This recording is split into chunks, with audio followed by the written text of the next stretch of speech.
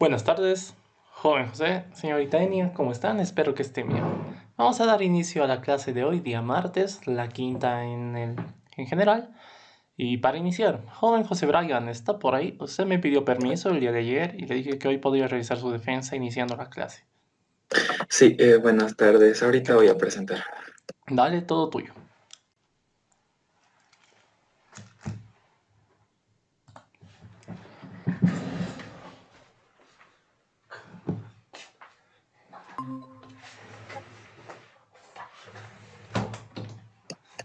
Sí se puede ver.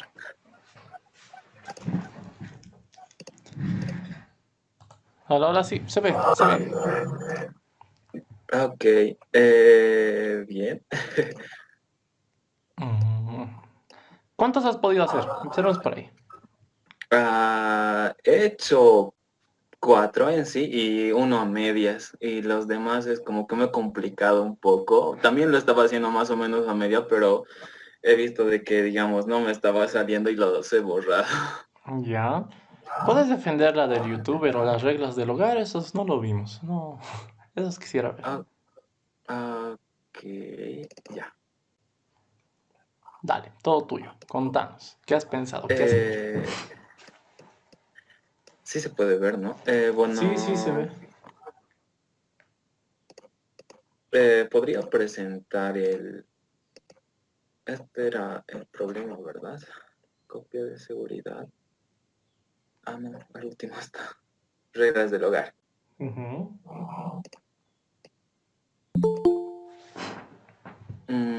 Bien, lo que nos pedía era que deberíamos explicar en cuántos días deberían pasar para que, por decirlo, esta persona vuelva a cocinar un miércoles. Y lo que yo he hecho ha sido de que, bueno, el paso uno era pues de hacer la cena un miércoles. Y el paso dos es que se tiene que esperar un día para poder hacer la cena otra vez. Y Ajá. el paso tres sería, si pasado un día se vuelve a hacer la cena y ese día no es miércoles, se debe volver al paso dos, que es que se tiene que esperar un día para volver a hacer la cena. El paso cuatro, pues que contar más uno a los días que pasen hasta que sea miércoles nuevamente. Y al final, pues que nos indique cuántos días han pasado eh, para, o cuántos días han pasado hasta que sea miércoles otra vez, el día que le Ujú. toca cocinar. No sé si es que lo hice bien, pero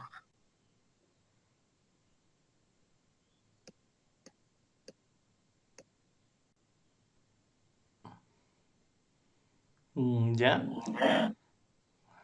En términos generales no está mal. Pero a ver, tarán. creo que Creo se que puede. ese contar más uno debería ser contar más dos. Ah, bueno, sí, creo que Porque sí. pasan de dos en 2 días tú cocinas, ¿no ve? Dos. Ya. Sí, Y y quizás eso eso fue. debería estar antes del paso 3, porque iniciar, haces la cena un día miércoles, genial. Luego hacer la cena pasados 2 días. Y hay preguntas. Si fuera mi... hay cuentas, ¿no? Porque han pasado 2 días y luego recién preguntas, ¿no? Si es miércoles, pues bien. Si no es miércoles, pues vuelvo al paso 2 de preparar la cena, ¿no ve? Sí, Está bien, un poquito de orden, pero la idea general está bien, joven. sí se podía ordenar o algo así. Bueno, sí, la idea estaba, era como que no podía plasmarlo en palabras, por así decirlo. Ya. Como les comentaba, cuando hagan un algoritmo, mm, no no lo piensen excesivamente. Y es más, incluso cuando programas. Y mi sugerencia de mí es, piénsenlo como un problema de la vida real, al final. Porque, pues, se basa en eso normalmente, ¿no ve? Siempre les digo, háblense a ustedes mismos. Eso te ayuda bastante. Aunque uno parece loco, pero es bastante útil. Yo así es. Tengo igual unos peluches y a ellos les hablaba y les contaba qué quería hacer para solucionar algo. Y Te sirve porque en tu mismo diálogo vas notando errores a veces o cosas. Interesante. Está bien, joven José. Tú igual me mandaste, me acuerdo, unos cuantos para que vaya viendo si estaban bien o mal, así que está bien. No te preocupes, te has defendido. Todo bien. Ok, entonces dejo de presentar, ¿verdad? Sí, sí, deja de presentar. Ok, gracias. Ya. Pues bien, todos defendieron. Felicidades. Todos y todas defendieron. Felicidades. Como han visto, las defensas son bonitas, son tranquilas, son charladas. Eso es lo que quiero, ¿no? Además que también les va a servir porque eventualmente alguna vez en su vida van a tener que exponer. No les digo necesariamente algo así súper, una tarea o algo, sino cuando ya hay grupos de trabajo, cuando estás trabajando, bueno, les hablo de un área, ¿no?, de desarrollo. A veces tienes que exponer tus ideas, tienes que decir, mira, esto yo pienso, esto yo he hecho, esto yo propondría. Y pues aunque no sea, digamos, algo muy habitual, sí es necesario saber cómo hacerlo. Así que eso es algo igual que me gusta ver en ustedes, ¿ya? De cómo se desenvuelven, cómo plasman aquello que está en su cabeza. Pues bien, continuemos con nuestro avance. Hay que aprovechar. Hoy tenemos que terminar lo que es los fundamentos de programación en Java. ¿Listo? Entonces, para eso voy a presentar mi pantalla. Me van a avisar si pueden ver, por favor, por favor. Pero antes de eso, ¿dónde estás? Déjenme buscar el documento.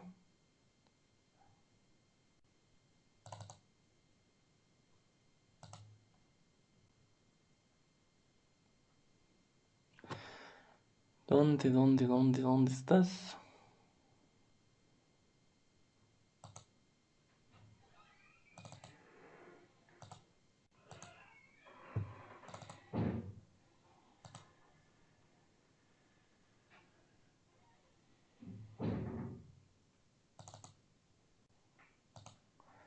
Creo que era esto. Bueno, ni idea. Vamos a buscar.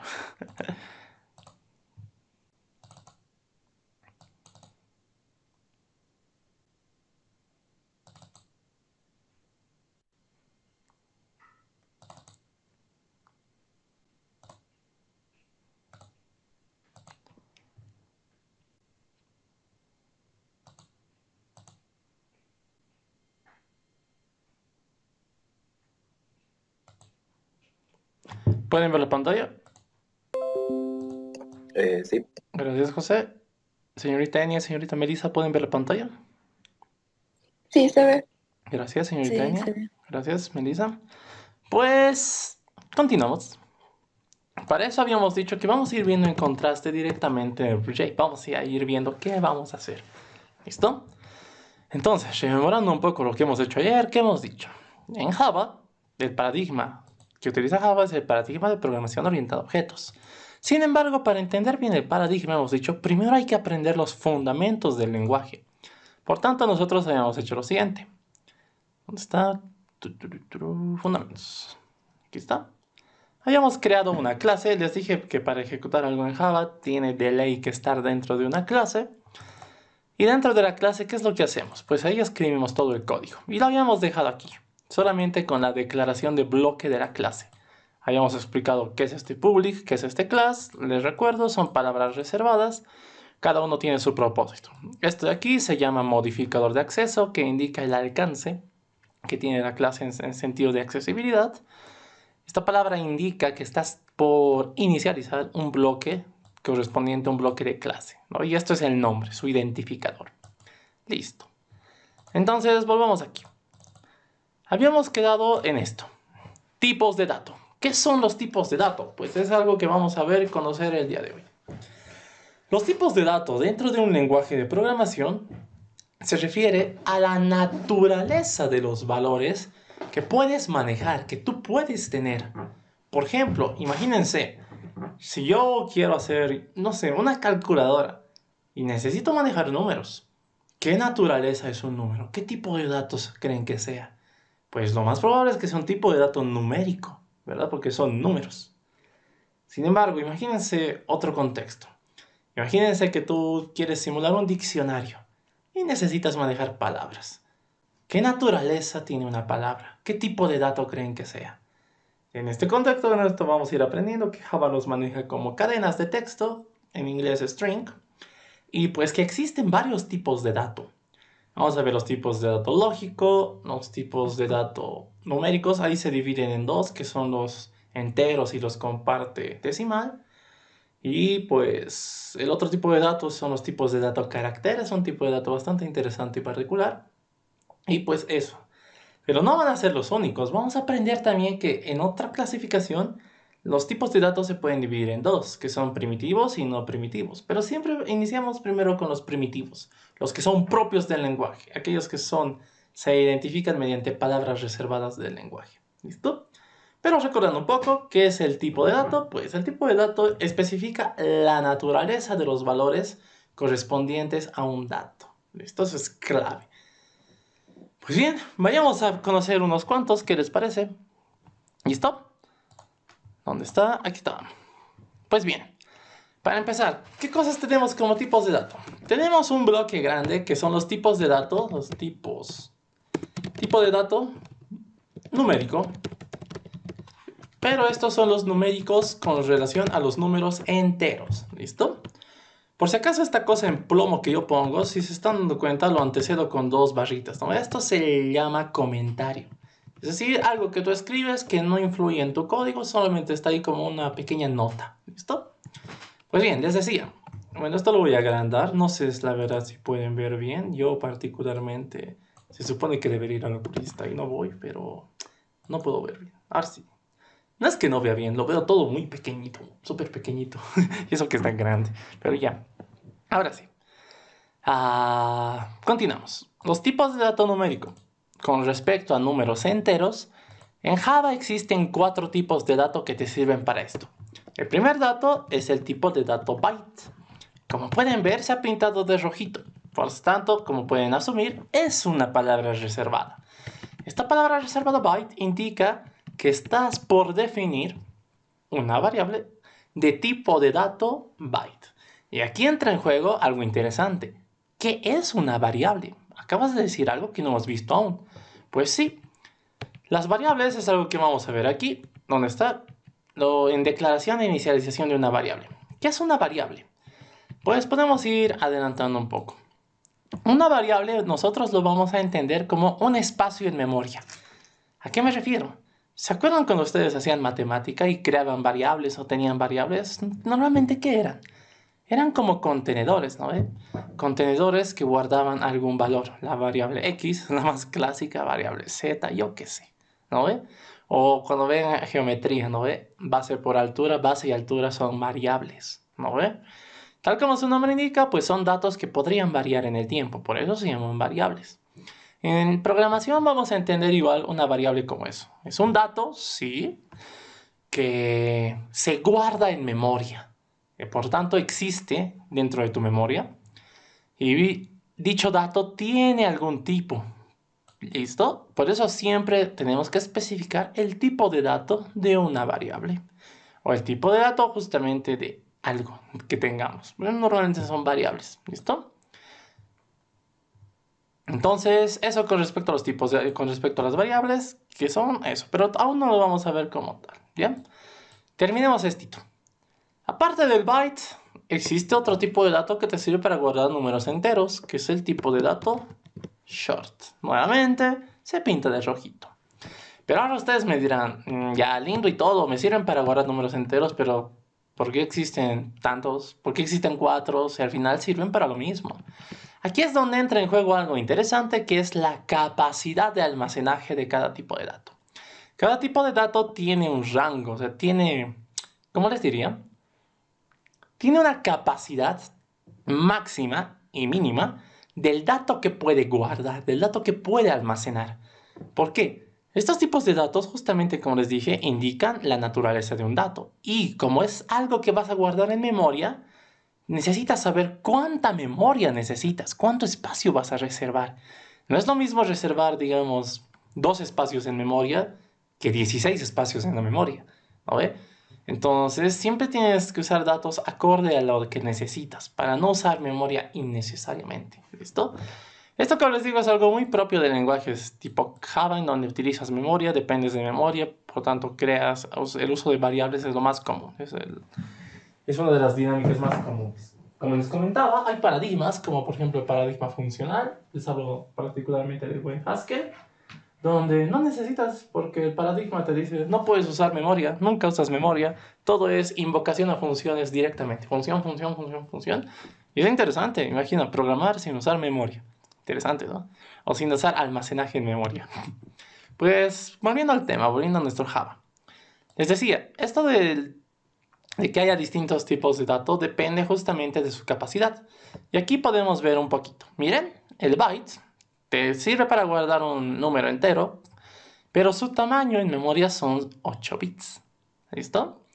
Por tanto, en términos ya numéricos, su rango es esto, de menos 128 a 128. Es lo que puede guardar, según una tablita. ¿No ve? Entonces, vayamos a ver. Por ejemplo, aquí, yo quiero guardar algo en un byte. A continuación, yo voy a crear una variable. Estoy tal vez un poquito, como les dije, esto de las variables, pero vamos a ir entendiendo. ¿Cómo se declara una variable? Tipo de dato, nombre de una variable, le vamos a poner número. Y le voy a decir que quiero guardar algo. En esta variable quiero guardar este número. Listo. Les presento lo que vamos a conocer como declaración de una variable. ¿Listo? Esta de aquí es la declaración e inicialización de una variable. ¿Listo?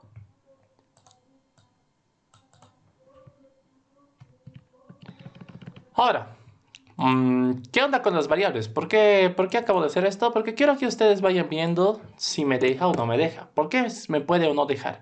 Esto tiene que ver con las reglas de sintaxis que habíamos hablado el otro día, ¿no ve? Sintácticamente esto está correcto. Miren, si yo intento compilar, les dije, no hay errores de sintaxis, el compilador me dice, todo está bien escrito. Eso es lo que quiero que se acuerden porque es lo que vamos a ver durante estas 3 semanas. Declaraciones de variables, ¿ya? ¿Cómo se declara una variable? Ya hemos visto qué es. Que es la variable, es un espacio en memoria. Y esto nos los corrobora. Por ejemplo, esta variable que acabamos de crear es una variable de tipo byte. Por tanto, ocupa en memoria 8 bits. Esta es nuestra capacidad. En cambio, si creáramos otro, por ejemplo un short, sería más grande porque ocuparía 16 bits. Entonces, esto es interesante, ¿ya? Ahorita vamos a ir a corroborar esto. No sé si esto está bien, 128, creo que era 127, pero de todos modos.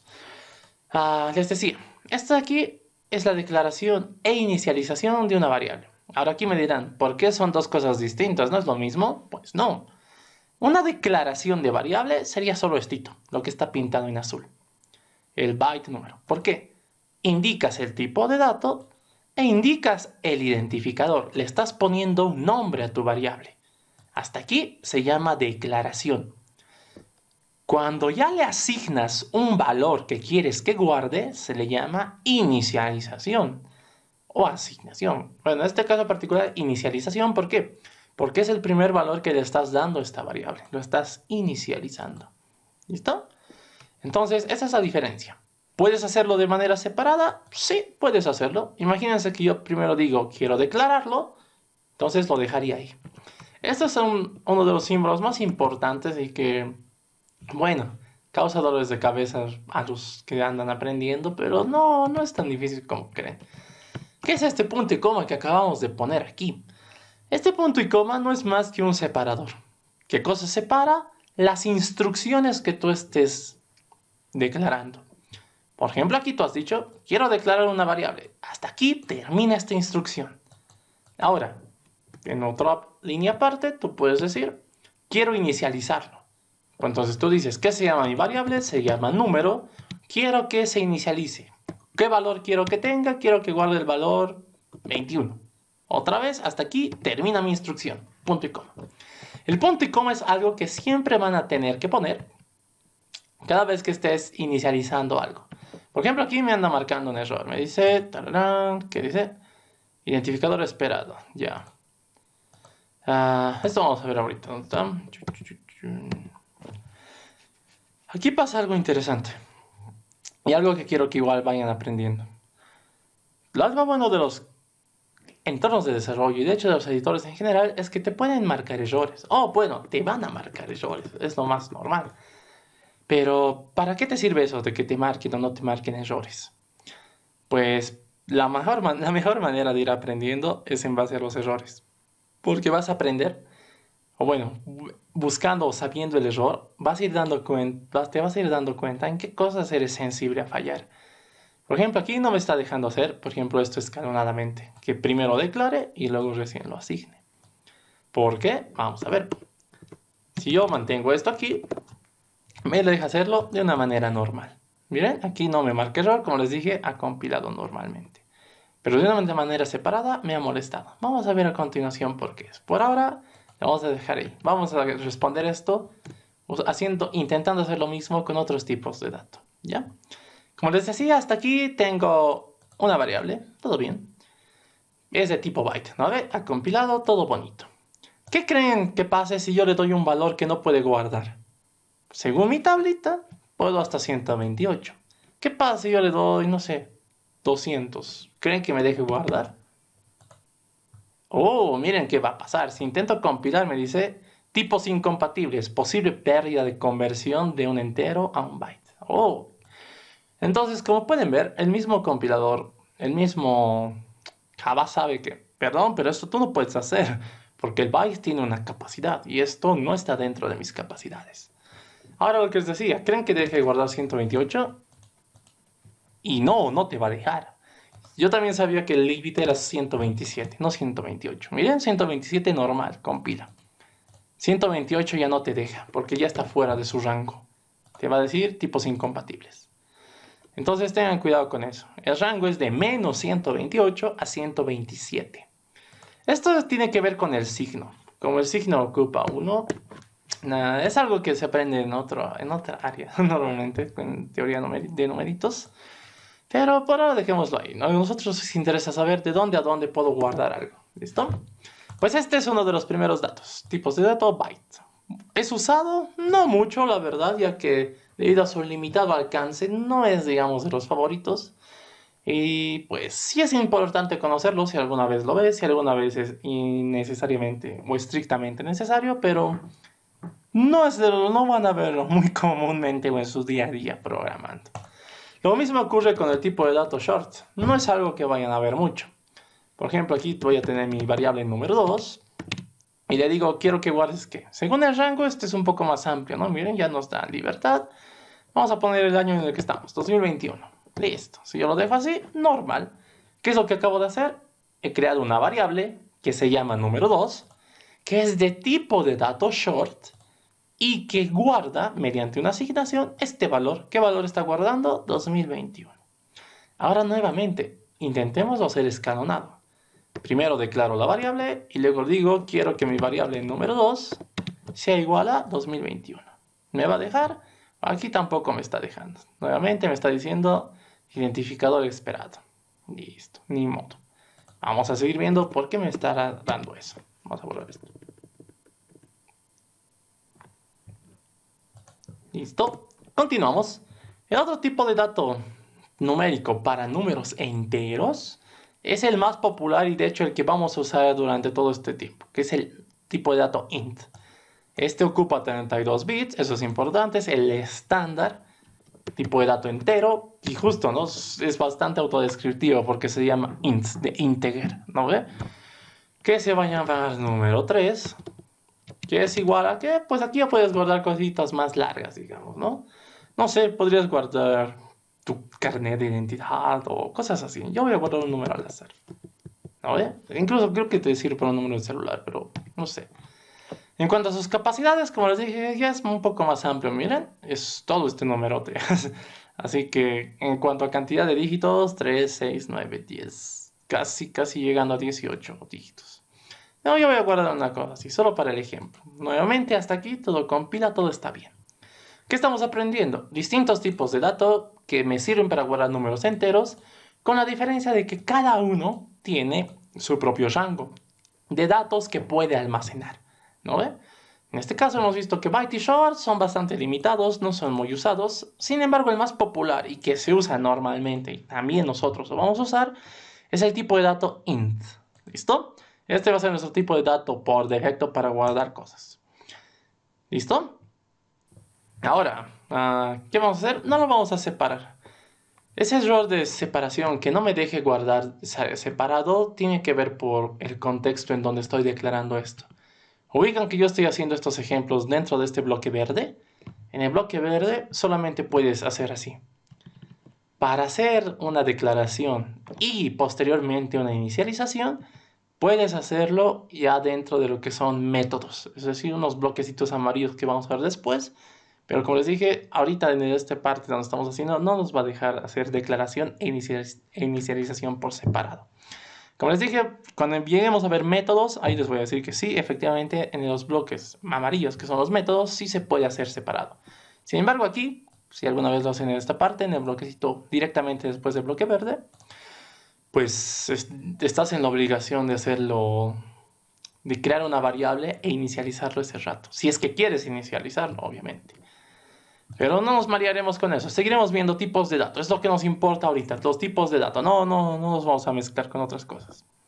El otro tipo de dato para guardar números enteros es el tipo de dato long. Este es mucho más gigante que un int. De hecho, le dobla. Este tiene 64 bits, de hecho. Y pues como les dije, es este número súper grande, ¿no ve? A diferencia del int, que tiene una limitación de 3, 6, 9, casi 10 dígitos, pónganle más o menos. Un long, como pueden ver, es súper gigante, ocupa 64 bits y tiene una capacidad enorme. Sin embargo, tampoco tiene una capacidad infinita, ¿no? Así que tengan siempre cuidado con eso.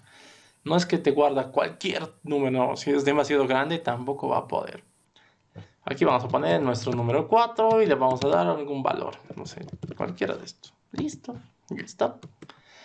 Entonces, estos serían nuestros queridos tipos de dato numérico entero. ¿Listo? ¿Cuál es el que vamos a usar? Este de aquí. Este es el que más vamos a usar. ¿Listo? ¿Para qué me sirve? Guardar números enteros. Así de simple y sencillo. Pues bien, continuemos con otros tipos de dato. También en el mundo o en el rango de los números, como un tipo de dato numérico, tipos de dato numérico, existen los tipos de dato numérico que te permiten guardar un número con parte decimal. Aquí entonces vamos a poner los tipos de dato numérico con parte decimal. Listo, decimal. Aquí solamente existen dos, ya no existen cuatro y son más fáciles de acordarte. El primero es el tipo de dato float. Este tipo de dato, ¿qué te permite? El tipo de dato float tiene una capacidad de 32 bits y pues justamente te permite guardar números con parte decimal. Digamos, pongamos aquí decimal 1. ¿Qué le vamos a dar esto? 34.212. Listo. Si vamos a compilar. Oh, ya, aquí pasa algo interesante. Te dice, hay un error. ¿Qué error me está dando? Tipos incompatibles, ya. Aquí saben por qué me está dando esto. No es que esté mal escrito, sino aquí me obliga a poner una F. Si yo mando a compilar, recién ha compilado. Y aquí ustedes dirán, aguanta. ¿Por qué tenemos que poner una F? Pues esto tiene que ver con el tipo de dato. El float, para saber que es un float, que es algo float, te dice explícitamente, indícame mediante una letra, que es la inicial del tipo del dato, qué cosa soy. ¿Por qué? Si tú no pones esto, Java por defecto infiere que este tipo de dato no es float. Mira qué te dice aquí. Posible pérdida de conversión de un double a un float. Otra vez, del double a float. ¿Qué es un double? Justamente el otro tipo de dato para guardar decimales. Este es más grande, ocupa 64 bits. Y es el que vamos a usar más por defecto. Tipo de dato double. Vamos a llamarlo mi decimal 2, que es igual a cualquier cosa decimal. 61 punto esta cosa. Listo. Mandos a compilar, todo normal. Entonces, siempre tengan cuidado con esto. Van a ver que ocasionalmente hay gente que usa float, prefiere usar float. La verdad, yo no sé por qué. Lo más común para mí es utilizar el double. Tal vez tienen que ver mucho con la precisión, ¿no? Digamos, si de alguna manera sabes el rango de decimales que tienes, pues no estaría mal. Pero por defecto, porque abarca la mayoría de casos y pues es funcionalmente más útil, El tipo de dato double es el que más vamos a usar. De la misma manera que el int para enteros, para números con parte decimal, el que vamos a utilizar más es el tipo de dato double. ¿Listo?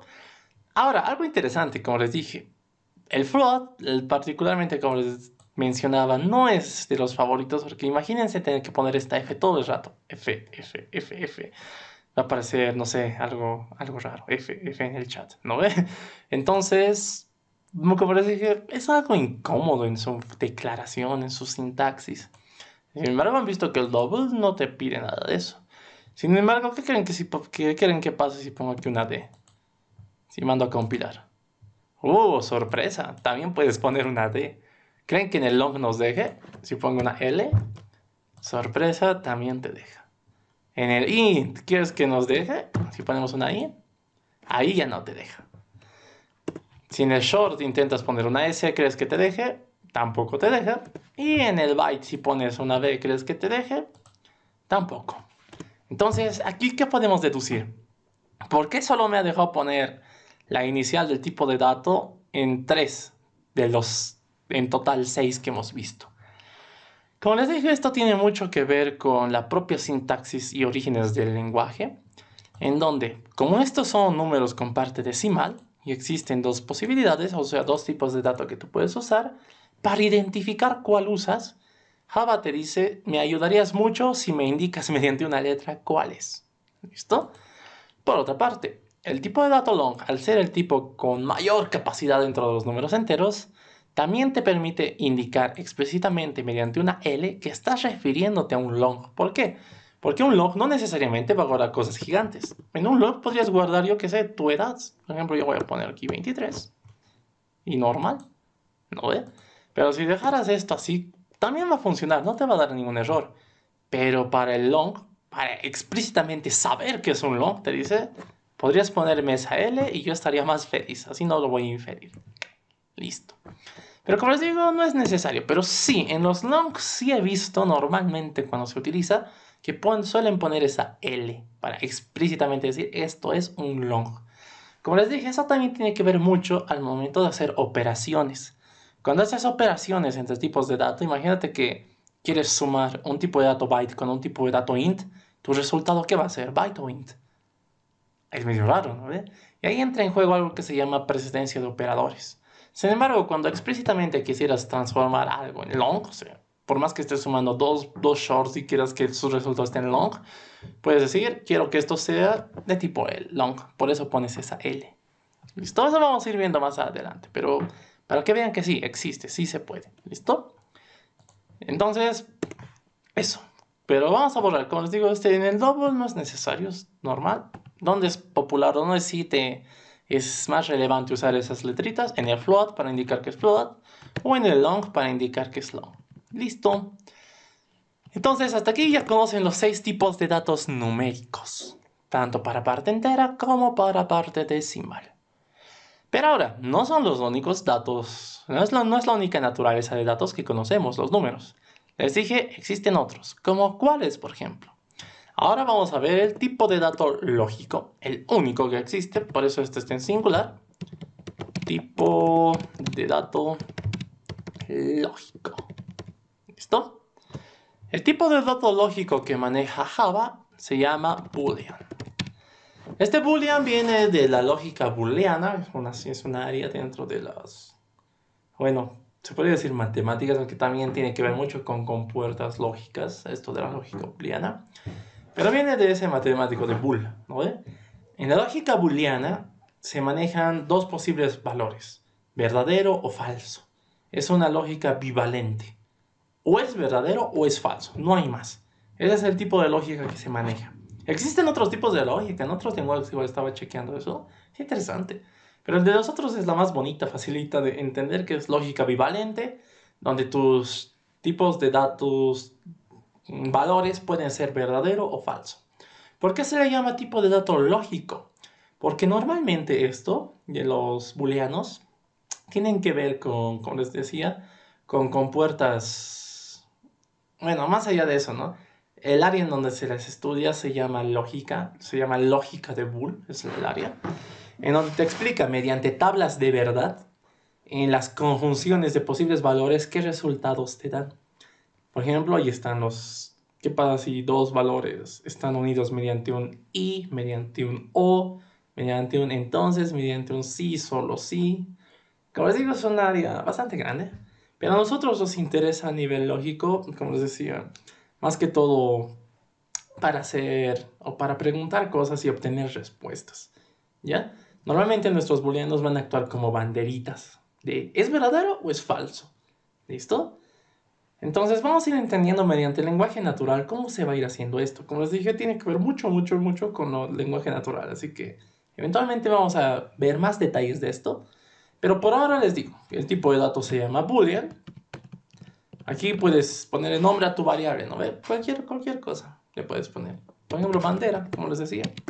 Y quieres que sea, ¿qué valor puede guardar? Solo puede guardar uno de dos. O guarda true, ahí está, miren, se pinta en azulito, bien bonito. O guarda false, que aquí está. Igual se pinta de azulito, ¿no ven? Son los únicos dos valores que puede guardar un tipo de dato booleano. True o false, ¿listo? Entonces vamos a dejarlo en true. Y vamos a indicar por comentario que también puede ser falso. También puede ser falso.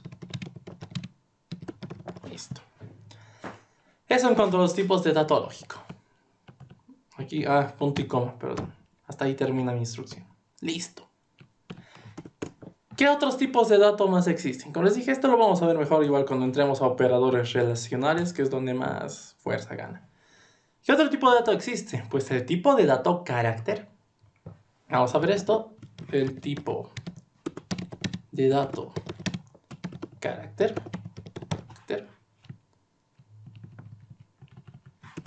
Ya está. Tipo de dato carácter.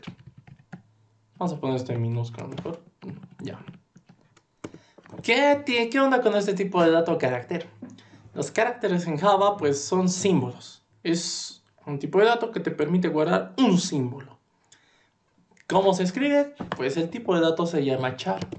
Este char viene de character, en inglés, ¿no ve? Pero abreviado se llama char. Como pueden ver igual, palabras reservadas, está pintado de rojo. Aquí vamos a ponerle un símbolo, o sea que mi variable se llame símbolo, y podemos guardar cualquier símbolo que queramos. ¿Cómo indicamos pero el símbolo que queremos guardar? Aquí existe una regla. Para indicar que estás guardando un símbolo en un tipo de dato char, dicho valor tiene que ir entre comillas simples. Esta comilla. Y aquí adentro pones el símbolo que quieres guardar. Los símbolos que conocemos pueden ser número, puede ser una letra, puede ser algo como esto, o cualquier cosa que se les ocurra a ustedes. Guardas un símbolo. Eso es lo único. No puedes guardar más de un símbolo. Imagínense que quiero guardar esto, ya no te va a dejar. ¿Por qué? Porque estos son dos símbolos, no es solo uno. Si yo borro un hito, recién se va el error. En efecto, estás guardando un símbolo. También, como les decía, símbolos también son las letras. Por ejemplo, si yo guardo P, puedes guardar normal. Pero tú no puedes guardar más de un símbolo. Por ejemplo, si yo quiero guardar un P, error, no puedes. Solo puedes guardar un símbolo. Entonces, listo, dejo ahí. Y un símbolo también son los números, pero en forma de símbolo. Ojo, no lo confundan. Si tú manejas un tipo de dato char que guarda un número, realmente no está guardando el número, sino está guardando el símbolo. Ya, o sea, su manera, su forma. Ahí está, puede guardarlo. ¿Listo? Y esto vamos a ver a futuro igual que tiene que ver mucho con el alfabeto que maneja Java. El alfabeto estándar inglés es el que maneja y eso está muy relacionado con algo que se llama el código ASCII. Que lo vamos a ver eventualmente a medida que avancemos. Pero me interesa que ustedes sepan que es este tipo de dato char te sirve para guardar símbolos. ¿Listo? Y pues, hasta ahí serían todos los tipos de datos primitivos del lenguaje. Y ahora aquí estoy diciendo algo interesante. ¿Qué cosa he dicho? Tipos de dato primitivo. Tipos de dato primitivo. Primitivos. ¿Listo? Ahora, ¿qué son los tipos de dato primitivo? Pues esto que acabamos de ver, pero ya, o sea, si hay primitivos, hay los no primitivos. En efecto, los tipos de dato primitivos se caracterizan por algo. Uno, son propios del lenguaje, pertenecen al lenguaje. Distintos lenguajes te proveen distintos tipos de dato primitivo. Ojo, no es que esto sea para toditos. Según el lenguaje puede haber más, puede haber menos. Por otra parte, los tipos de datos primitivos se caracterizan porque, al menos dentro de Java, obvio, estoy hablando ahí, que cuando indicas el tipo de dato, dicho tipo de dato siempre inicia con minúscula. Miren, todos estos tipos de dato siempre han iniciado con minúscula. Sin embargo, vamos a ver que los tipos de datos no primitivos inician con mayúsculas, es decir, como cuando nombramos clases, de la misma manera. ¿Ya? Y esto tiene su porqué. Y vamos a ver a continuación el primero. El primer tipo de dato no primitivo. Primer tipo de dato no primitivo.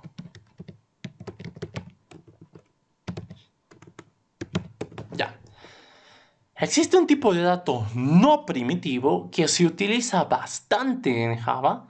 Y es justamente que por lo que se lo utiliza tanto, que Java te dice, ¿sabes qué? No es primitivo, pero tú utilízalo como si fuera. Yo me encargo de hacer todo lo demás. ¿A qué me refiero? Normalmente un tipo de dato no primitivo es lo que conocemos como las clases o los objetos que hayan nacido a partir de una clase. ¿Ya? Con lo más correcto es decir que las clases definen tipos de dato. Por ejemplo, esta clase que yo he creado podría ser utilizado como otro tipo de dato. Y esto es lo que te da poder en la programación, ¿no? Cuando tú estás creando algo, imagínate que necesitas el tipo de dato perro. No existe, pero tú lo puedes crear. Entonces, eso es lo que te da tanto poder y libertad. Cuando no tienes algo, lo creas. Así de bonito es. ¿Ya? Entonces, hay tipos de datos que no son primitivos y pues que normalmente son creados, no son propios del lenguaje, pero sí existen, es decir, son tipos de datos que van a estar compuestos de distintas cosas. Esos tipos de datos, como les decía, normalmente están definidos, las clases definen dichos tipos de datos y lo que tú utilizas son instancias, son objetos de esas clases. En esos términos aún no nos vamos a meter, como les dije, eso tiene que ver con el paradigma, pero sí vamos a conocer el primer tipo de dato no primitivo que utilizamos bastante. Ese tipo de dato se llama string. Como pueden observar, aquí hay el primer cambio. ¿Se han dado cuenta que no se ha pintado? ¿Por qué no se ha pintado? No es un tipo de dato primitivo. Por eso, al no ser propio del lenguaje, no lo va a pintar nuestro editor. Por otra parte, al ser un tipo de dato, pues la declaración de una variable de este tipo de dato se hace de manera normal. Miren, yo digo string, string qué cosa, digamos nombre. Quiero que sea igual a Dariel. Listo, normal. Pero aquí, ¿qué es lo que ha pasado? Miren que aquí hay una regla nueva. Cuando tú quieras crear strings, tienes que hacerlo entre comillas dobles. ¿Por qué? Este tipo de dato string, traducido sería cadena, hace referencia a cadenas de caracteres. ¿Listo? Y entonces, una cadena de caracteres que es varios caracteres juntos. Y pues varios caracteres juntos terminan formando palabras. ¿No ve? Es por eso que los tipos de dato string me sirven a mí para guardar palabras.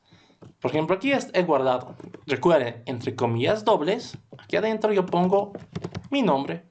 Podría poner cualquier otra cosa, unicornio. Y no es necesario que empiece con mayúsculas, puedes poner lo que te dé la gana. Digamos, vamos a poner dragón normal. ¿Listo? Pero aquí es lo que les decía. No todos los tipos de datos no primitivos se manejan así. De hecho, esta forma de inicializar directo con un valor es muy propio de tipos de dato primitivo. ¿Por qué? Esto, como no es primitivo, ¿qué les he dicho que era? Es un tipo de dato compuesto, se le podría decir. ¿Por qué? Porque es un tipo de dato que no es propio del lenguaje, alguien lo ha creado, se llama string. Para utilizarlo, te tienes que crear un objeto de este tipo. Dicho objeto lo vas a guardar en una variable. Y la otra manera, o la manera correcta de utilizar esto sería palabra reservada, invocas a su constructor y entre paréntesis le das el valor. Dragon. ¿Dónde está Dragon? Listo. Clase compilada, no hay errores de sintaxis. Pero Java, como les dije, se sabe que, bueno, es un tipo de dato muy usado. No tendría sentido que les haga crear así todo el tiempo. Entonces Java te dice amablemente, utiliza este tipo de dato como si fuera normal, como si fuera primitivo. Es decir, dale valores directamente. Yo he dicho que este nombre va a ser igual a ¿qué? A David. Listo, normalmente ahí lo dejamos con punto y coma y también con pila. Esto es lo que les decía. Normalmente cuando aprendemos este tipo de dato en Java, nos dicen es un pseudo primitivo, es un primitivo especial. No, no, no, falso, falso. De ley no es primitivo, así de simple y sencillo. ¿Por qué? Porque no es del lenguaje, no es nativo del lenguaje. Es una clase. Existe dentro de las librerías de Java una clase que se llama string. Y es esa clase la que utilizamos como tipo de dato. ¿Cuál es la diferencia? Que Java sabe que al ser uno muy utilizado, nos da facilidad. Te dice, usalo como si fuera primitivo, pero no lo es. ¿Listo? Internamente, cuando tú haces esto, internamente Java tiene que hacer eso que hemos borrado. O sea, lo infiere. Dice, ah, ya es un tipo de dato string. Por defecto invoco al constructor, tengo que hacer esto. O sea, hace lo que tiene que hacer como si fuera un objeto. Pero eso tú no lo ves. Tú directamente lo manejas de la manera más fácil posible, dándole valores, operando sus valores y no te preocupas. ¿Listo? Entonces, hasta aquí les presento nuestros 6 tipos de dato primitivo, no, como que 6, 7, 8 tipos de dato primitivo y el único tipo de dato no primitivo que vamos a usar bastante. ¿Listo? Hasta aquí entonces sería la presentación de los tipos de datos dentro de Java. ¿Ya ves? Oh, hay tiempo, qué bien, qué bien, qué bien. Pero ahora, lo que les decía, los tipos de datos son una cosa, ¿no ve? ¿Qué cosas son los tipos de datos? Los tipos de datos indican la naturaleza del valor que pueden guardar o que asumen, ¿no ve? Los tipos de datos, ahora hemos visto, se dividen en numéricos, numéricos con parte decimal, lógicos y de tipo carácter. ¿Listo? Entonces, dentro de todos estos, cada uno tiene su propósito, función, sí. Pero ahora vayamos a ver algo interesante. Les dije, aquí solamente lo hemos visto como un ejemplo, ¿ya? Pero ahora, ¿qué pasa si yo quiero hacer algo más visible, algo más entendible? A continuación, como nosotros ya conocemos esto, vamos a ver qué es lo que sigue dentro de una declaración de una clase, ¿ya? Aquí, después de esto. Les dije que este primer bloque verde tan solo indica que estás por crear una clase. Pero ahora, para hacer cosas, el lugar donde nace toda la magia son los métodos de una clase. ¿Qué son los métodos? Entiendan los métodos de una clase como las acciones que va a poder realizar. ¿Listo? Cosas que sabe hacer. ¿Ya? Todos los miembros de esa clase, o todos los objetos que nazcan a partir de esa clase. Por ahora vamos a entender como método y sinónimo de acción, o sea, cosas que vamos a poder hacer, ¿ya? Pero ahora la pregunta del millón, ¿cómo creo un método? Aquí pasa algo curioso. La manera más clásica de enseñar Java, y de hecho lo van a chequear yo creo alguna vez en algún tutorial o cuando busquen información, es esto. Normalmente te dicen, necesitas un public static void main, entre paréntesis, string args. Y te dicen, eso es. Esto es un método. Pero ¿saben qué es lo malo de esto? Que tiene demasiada información para cuando tú estás aprendiendo. Hay cosas como el static, hay cosas como el args de aquí. O sea, es demasiado... ¿Qué es todo esto? Lo más común es que te digan, tómalo como fórmula general, no te preocupes. Pero no va a ser nuestro caso. Nosotros vamos a crear métodos, sí, pero de una manera que los entendamos, ¿ya? Para empezar, ¿cómo vamos a crear métodos? Si van a ser públicos, recuerden, ¿por qué es público? Porque quiero acceder a él y tengo que tener justamente la capacidad de acceder a él, por tanto va a ser público. ¿Listo? Los métodos vamos a aprender que tienen tipos de retorno. ¿Qué es un tipo de retorno? Algo que te devuelve. Recuerden que el método es una acción. Por ejemplo, si yo le dijera a alguno de ustedes, ¿me puedes decir tu nombre? ¿Cuál sería su respuesta? Me indicaría su nombre. ¿Qué tipo de dato es el nombre? Es de tipo de dato string. Entonces, mi tipo de retorno sería un string. Imagínense otro contexto. Yo tengo una calculadora, quiero sumar dos números. ¿Cuál sería mi respuesta? Otro número. Si son números enteros, ¿qué tipo de dato sería mi respuesta? Un tipo de dato entero. Entonces, el tipo de retorno es eso. ¿Qué es lo que te va a devolver? ¿Qué naturaleza tiene el dato que te va a devolver? En este caso, como es nuestro primer ejemplo, hagamos una sumita bien bonita. ¿Listo? Una expresioncita súper básica. Yo quiero sumar dos números. Por tanto, el tipo de dato que me va a devolver es otro número. Va a ser un tipo de dato entero. ¿Listo? Después de esto, ¿qué es lo que hago? Le pongo el nombre al método. ¿Qué es lo que se llama un método? Normalmente sus nombres son verbos. Como les dije, son acciones. Si en este caso lo que yo quiero hacer es sumar, ¿qué debería llamarse el método? Pues sumar. Yo le voy a decir, este método se llama sumar. ¿Listo? De la misma manera, por regla, el nombre de un método debería iniciar con minúscula. Sí se puede hacer esto, pero está mal por protocolo. Ya sé que siempre es así. Listo. Luego de esto, ¿qué pasa? A esto de aquí solamente estamos indicando algunos datos de nuestro método. Hemos dicho que va a ser público, me devuelve un tipo de dato entero y se llama sumar. A continuación, para saber que es un método, tienes que ponerle paréntesis. Abres y cierras paréntesis. Si se dan cuenta, se ha pintado de amarillito, ¿no? Java ya, o nuestro ID, perdón, está reconociendo que esto va a ser un método. ¿Qué son estos paréntesis medio raros? Por ahora entiendan estos paréntesis como el lugar donde nosotros podemos recibir datos de afuera para utilizarlos. ¿Listo? Ahora, por ahora lo vamos a dejar vacío, porque esto involucra otros términos como parámetro y tipos de variables que vamos a verlo mañana, no hoy día. Para continuar, cada vez que tú declaras un bloque, acuérdense que esta cosa verde era un bloque abierto y cerrado, ¿no? Este amarillo también se considera un bloque, son bloques de los métodos. Por tanto, también abres llave y cierras llave. ¿Listo? Entonces, aquí tenemos nuestro primer bloque, nuestro primer método. A diferencia del otro que les mostré, este sí hemos ido entendiéndolo paso por paso, ¿no? ¿Qué es cada cosa? Porque el otro involucra cosas que es muy difícil que lo entiendan cuando están iniciando. Pues bien, aquí está nuestro método súper bonito. Es público, me devuelve un número y se llama sumar. Ahora, sumemos algo, hagamos la prueba, pongamos a prueba todo lo que ya habíamos visto durante esta hora de clases. Imagínense la cosa más fácil. Yo voy a sumar dos números. ¿Qué voy a sumar? No sé, puedes sumar cualquier cosa. Yo voy a sumar dos edades. Imagínense que tengo aquí, les dije, para números enteros, por defecto vamos a utilizar enteros.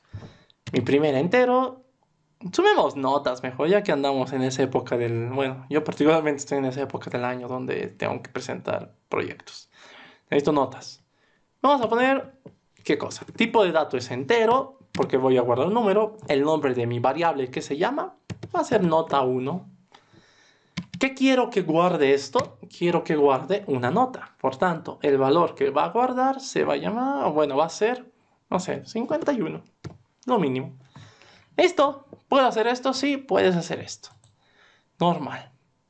Ahora yo quiero otra nota. También es de tipo de dato entero. Se llama nota 2. Y va a ser igual a ¿qué? A 60. ¿Listo?